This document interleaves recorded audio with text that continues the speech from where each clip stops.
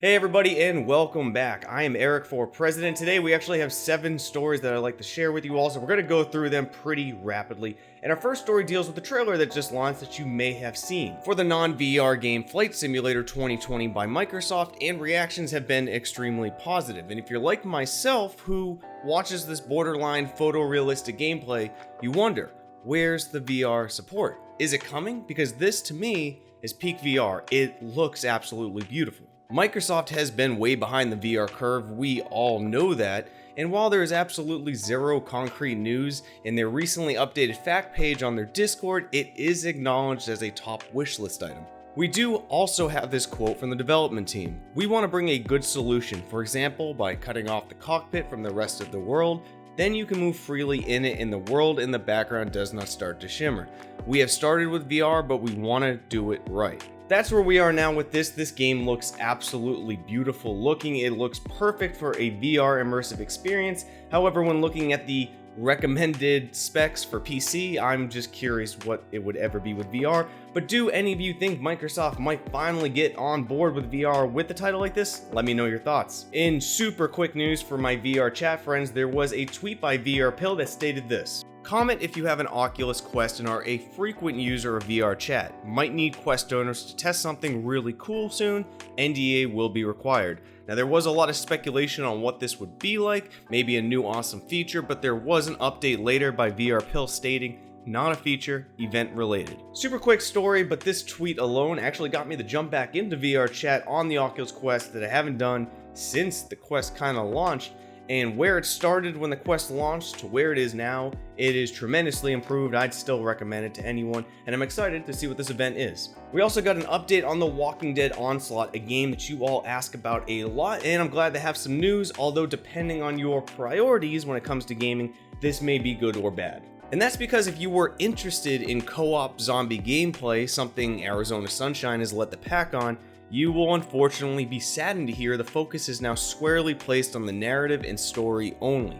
The good news is you'll be able to play as your favorites from The Walking Dead like Daryl, and this game will be focusing more on the gruesome, violent nature of the Walking Dead series. On one hand, it's great to see the story focused on, as zombie games without a solid story will end up many times becoming wave shooters in essence, which is unfortunate, but with The Walking Dead Saints and Sinners raising that bar in the zombie genre, I worry that a lot of comparisons are going to be made on Onslaught versus The Walking Dead. Although I'm sure it was for good reasons, it is an absolute shame that co-op will not be present in this. It would have definitely given it a leg up. I know many people who wanted it for co-op, and it would have been a nice Walking Dead game, something that you couldn't get from Saints and Sinners. But regardless, I still think there's a huge fan base, a lot of demand for another Walking Dead game, especially after the last one, and I think this is going to do well, but let me know your thoughts. Also for the Oculus Quest, Dr. Beef is at it again. He is just an amazing individual, and Return to Wolfenstein will be coming as a mod to the Oculus Quest. And this is very welcome after playing his past 2 terrific mods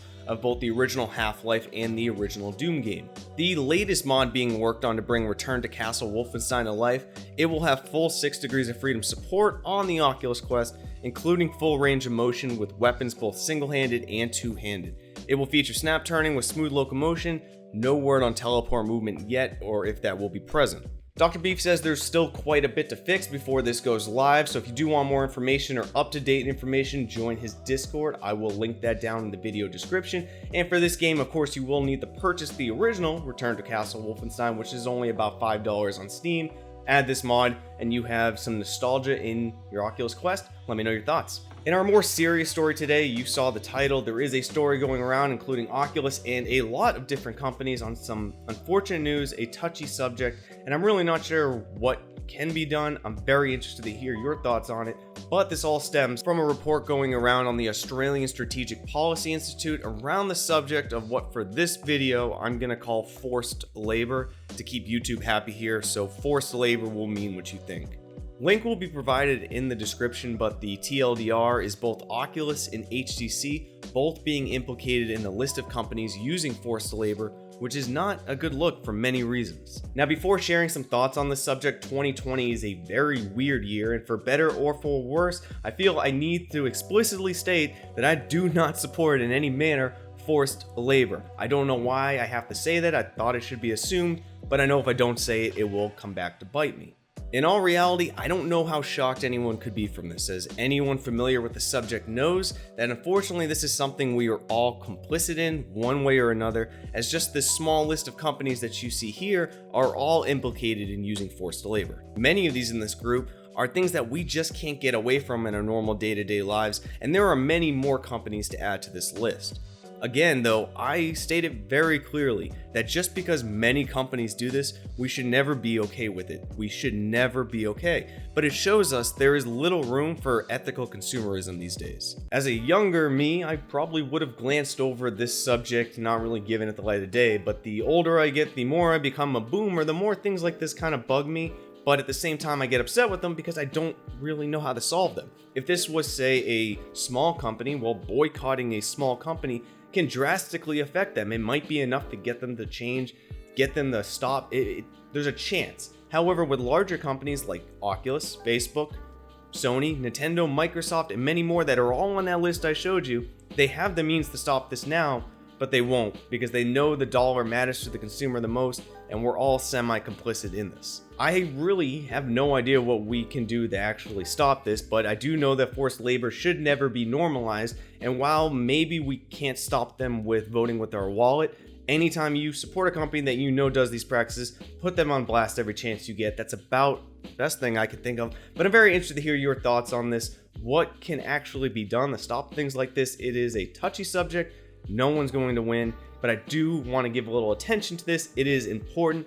Please spread awareness of this. Our final two stories of the day deal with some updates, one to the Oculus software and the other to SteamVR, but we're going to start with Oculus and their update to their Unreal Engine 4 Quest development tools. Now, these tools will make it easier for developers to test small changes to their SDKs.